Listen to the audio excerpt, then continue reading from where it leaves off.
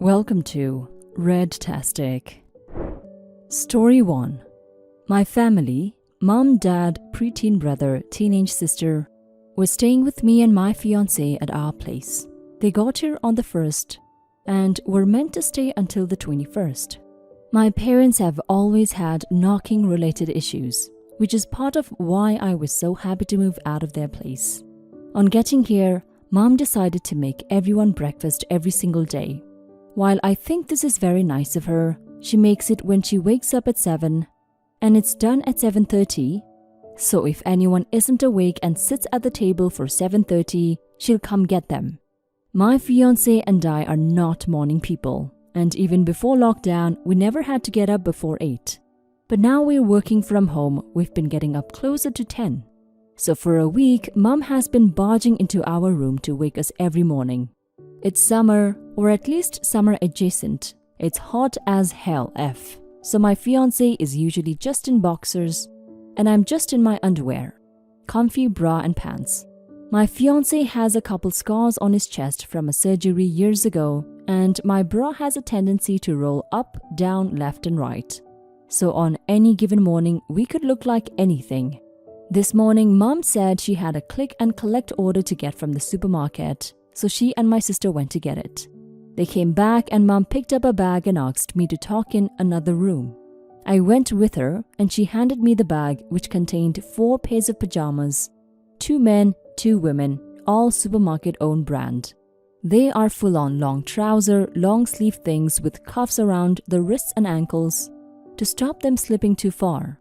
Mom basically said she got them so she doesn't have to see mine and my fiancé's bare chests every morning, as it's making her feel awkward. I then said that there was another way. She could stop barging into our bedroom every morning. This caused mom to get annoyed and a fight started pretty quickly, where her side was that she felt unwelcome because she had to see that every morning, and I said that it was our house and she needs to learn to knock. Eventually, mom complained that it didn't feel like home, and I responded that it's not their home. Mom then went and told everyone to pack their bags because clearly they're not welcome here. They were out in the car in less than 10 minutes. It's 4 a.m., 12 hours after the fight, and I've had dozens of texts from all 4 of them. They're currently at a crappy hotel in the next town because we're a 10-hour drive from home. They all want to come back. I've said no. They're calling me an a-hole because I kicked them out over sleepwear and won't let them come back despite everyone having had time to cool off and mom apologizing, though it was half-arsed. My fiancé is actually relieved they're gone but has said they can come back if I want, as his family have stayed for a full month before now. But I'm torn between being annoyed at mom, trying to take over my house and feeling ridiculous because this is all over mom buying me pajamas. Am I the a-hole? OP, your mom can be welcomed in your home and not welcomed in your bedroom. Honestly though, I would only let them come back if mom promised both. To not enter your bedroom again under any circumstances and stops trying to wake you up before you're ready to get up. No breakfast on earth is delicious enough to have to get up at 7:30 a.m. to eat it. Not the a-hole OP, but you should still invite them back, unless of course you're prepared to irreparably damage the relationship going forward. In which case, do what you want. Just recognize the fallout. Now for some comments. Not the a-hole. You did a lot better than me. I would have stayed in bed after the first day or 2 and skipped breakfast. That was her way of controlling the house. You had some terrific answers to her trying to make you into her and your home hers. Honestly, I feel like I would have thrown the pajamas out in the yard. So you did well, girl. If you really want them back, make it on your terms, respecting your privacy and sleep schedule, and no pajamas. Not the a-hole at all. First, you didn't kick them out over pajamas. They got into a huff and decided to leave on their own. Actions have consequences. Second, your mom severely overstepped, waking you up each morning and coming into your room unasked. Third, her issue with what you choose to sleep in your own house is not her concern. It's your house and you sleep how you want. Finally, your sleepwear should not be a problem if mom wasn't barging in to wake you up when she thinks you should be getting up. Here's the thing, Having a lock on the door is a really good way to enforce a boundary and show someone crossing said boundary how not to cross it. I pay my parents' rent, and my mom still just walks into my room even when I try to stop her. It's not 100% her fault. She has ADHD and impulsivity problems, so there's no pause between things I need to do and oh wait. So she just walks in because she needs to talk to me, but she forgets knocking because no on-deck space. I needed to replace my doorknob anyway, so I got a locking one. I explained I would be locking my door when necessary, and repeated incidents of her hitting the locked door have worked better than constantly talking to her. So her habit has become knock first. Story 2. I have 2 sons and a daughter. I feel I have provided a great life for them. I helped them in their studies, spent time and vacations with them, and even provided monetary assistance with school, cars, etc. The goal was always for them to be independent. That said, the economy has been nicer to me than them. In March of last year, my oldest had a baby with his wife. I decided to start a trust fund for my grandbaby so that he will be provided for when he goes to college. My daughter just announced her own pregnancy in July, so I gave her an early baby shower gift by creating a trust for her baby. My younger son decided he and his wife were not going to have a kid.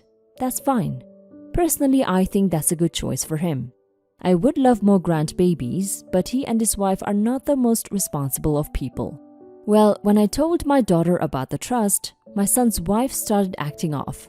I come to find out later that both she and my son are upset about how I didn't give them trust. But the trust isn't to my children, it's to my grandchildren. Who am I supposed to give it to? Their cats? Personally, I'm of the mind that they are entitled to my money.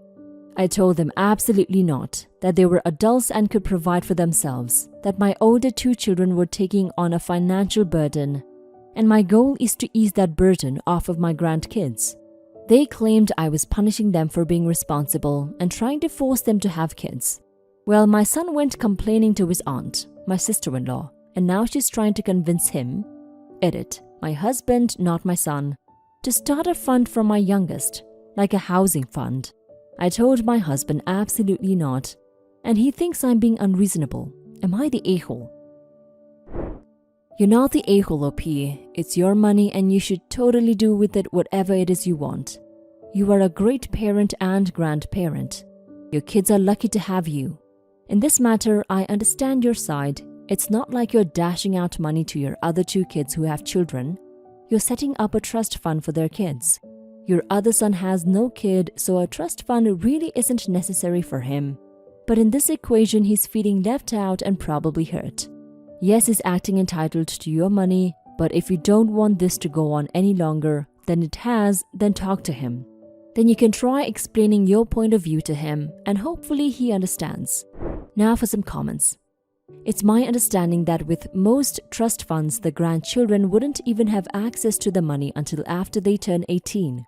In that case, OP isn't even remotely just handing out money to their other 2 kids for immediate use on whatever they want. If OP were to start a housing fund for their 3rd kid, that would beg the question, what about the other 2? Should they get housing funds too, since the trust funds are going to the grandchildren? Definitely not the a-hole. Not the a-hole, and mind you, I'm fairly young all things considered, late 20s. I agree that he's being entitled. But I also think he's willfully ignoring the purpose and idea behind what you were doing. Mostly because he feels that if you, for lack of a better way to phrase it, are just giving away free money, why can't he get a slice of that? So he is trying to shift circumstances so he can just do that. You're not being unreasonable, he is. And what's more, I think he's trying to get something for nothing by manipulating the people around you.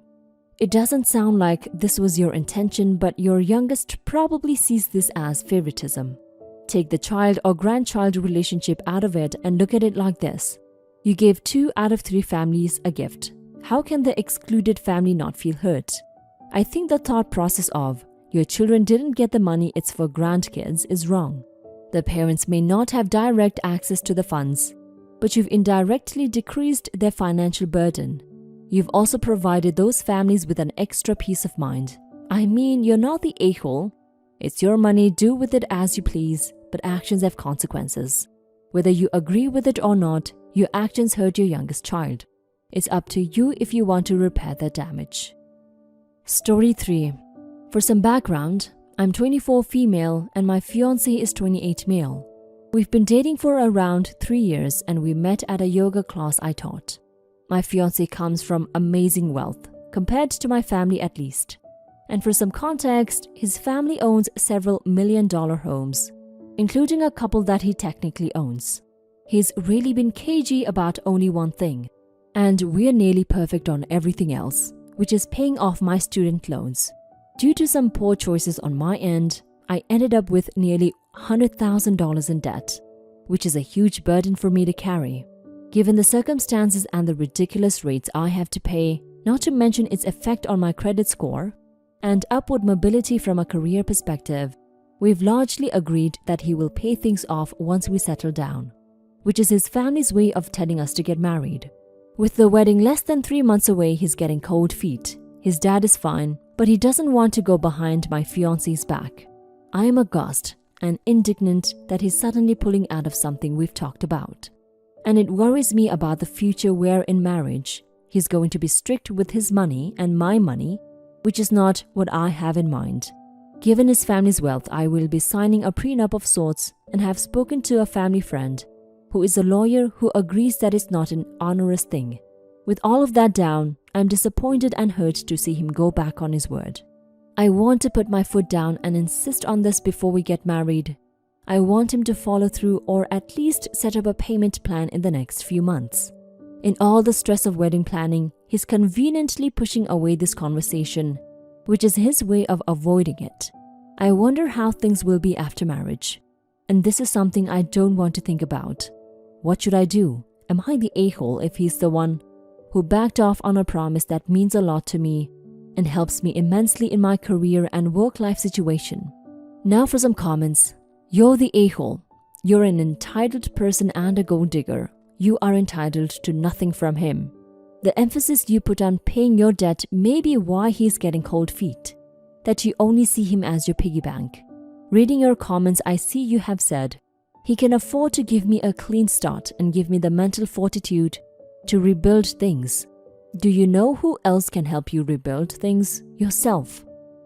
You're the a-hole. How on earth could a reasonable spouse put their foot down and demand their significant other works out a payment plan for their debt, especially when the debt you incurred was just that, yours? Do you legitimately think that his family is well off because they give handouts to people? You've admitted that it's your burden, so own it. So own it. This doesn't happen overnight, nor with a few poor choices. Bottom line is you racked up your debt, and you're the a-hole if you expect anyone other than yourself to get you out of it. You're the a-hole, even more after reading your comments, because you present the issue as though the debt is due to past mistakes and that you have changed your behavior around finances. But admit that you thought it was a good idea to attempt to start up a new company with a friend, right out of college and with $100,000 in debt. Your business is not earning a profit, but you don't want to walk away and get an office job. Newsflash, what you want is not really relevant if you were truly committed to paying back your debt and making better financial choices. You clearly have learned nothing from the experience so far, and probably won't if he pays the debt off for you. How are you currently paying for your existence? Is he already having to pay to maintain your life?